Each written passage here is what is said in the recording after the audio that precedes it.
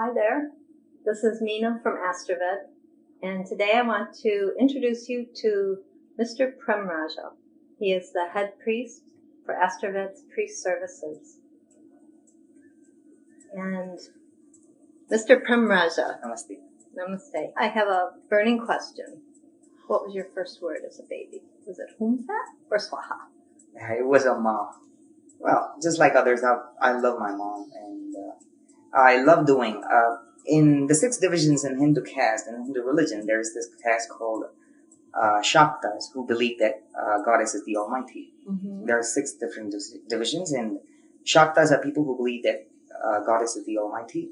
And I'm pretty much into that because I met my co-mates, my friends are all Shaktas mainly, and I've been conducting a lot of rituals with them and being with them. I belong to a Shaivite family. We believe that Shiva is the Almighty, but being with them and conducting rituals with them has always made me feel that, I should have belonged to the Shakta caste rather than being Shaivite. I could see you as a Shakta priest. I mean, you seem very much to respect and honor the goddess, and I think a lot of the goddess comes in during your homas.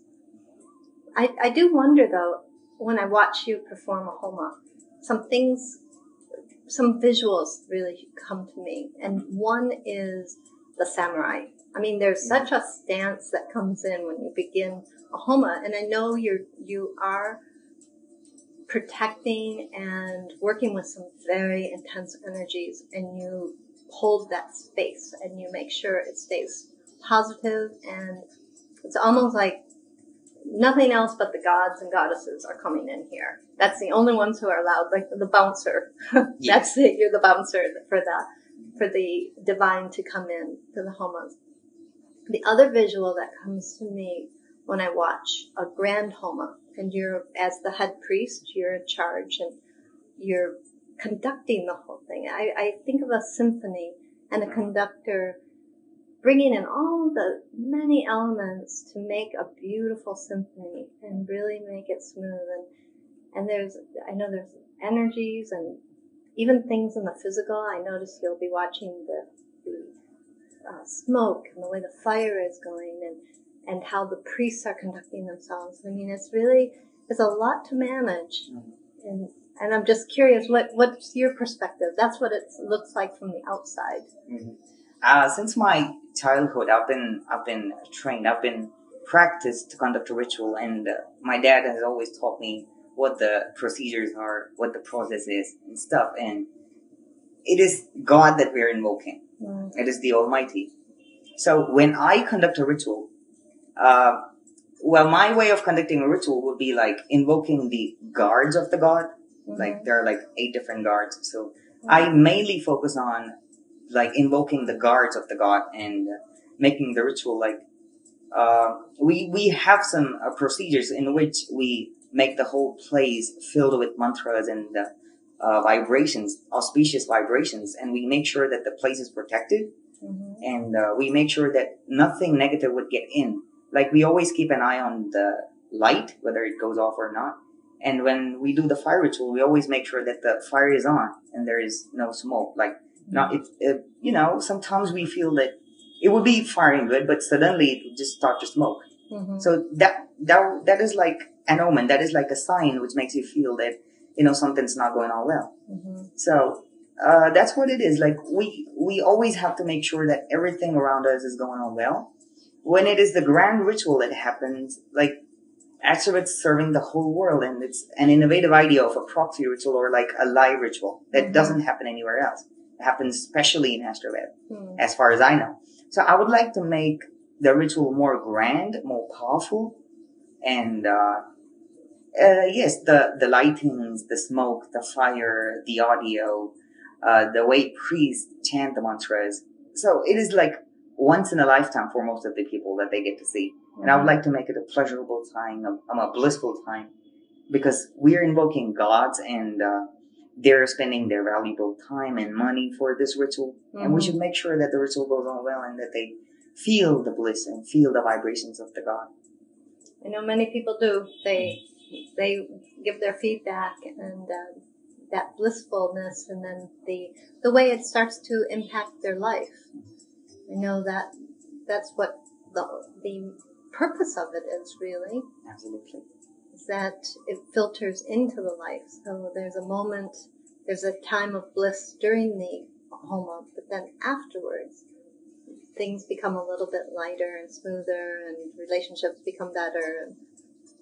So it comes down to a very practical level. But it was interesting when you were talking about calling in the army. Mm-hmm. You bring the army in first. The guards first. The guards. So they fully protect the place avenue. First. So they're going down. It's almost, we would think of it as an avenue being lined with the armed forces. Yes, absolutely. Preparing for the arcade to come drive down. Yeah. For example, like, how would you feel? What would you do when you invite the president of US or president of India into your house? You'll call in the guards first, and then you'll treat him well. It's just the same process that happens. We call in the guards first, we treat them well, mm-hmm. and then they protect the place, and then the gods come in. It's just like the basic tradition of India that turned into, that is basically, or I should put it this way, the tradition got created by the ways, the processes in the ritual. Mm. Like starting from bathing the god, like washing his hands and like giving him something to drink and then feeding him something and then praising him for what he is and then requesting him for something to happen. It was the rituals that later on turned into a tradition of India. And that's how we treat our dignitaries. Absolutely. But it really started with the rituals. Rituals. That's interesting. That turned into the tradition of India. Mm-hmm. And even though the tradition here is changing a lot, we keep it the same way in the ritual. Nothing has changed since then. Even though the tradition here is slowly changing, we keep it the ancient way. And it's pretty much the same. It's pretty much the same way it has been forever. Nothing has changed here. But what's really interesting is the way each one is so specific and precise. When you are when you conduct a Homa that is intended to remove negative energies, you're bringing in the most powerful, ferocious gods. And those gods coming in are really, they only respond to certain things, certain sounds, right? Certain herbs mantras. And certain times of the day. So it's quite a precise science when you're when you're designing or preparing for a Homa. You pick priests from a certain lineage. Yes.